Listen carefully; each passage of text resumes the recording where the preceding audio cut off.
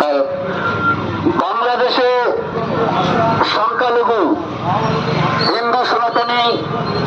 সম্প্রদায়ের উপরে যে অত্যাচার,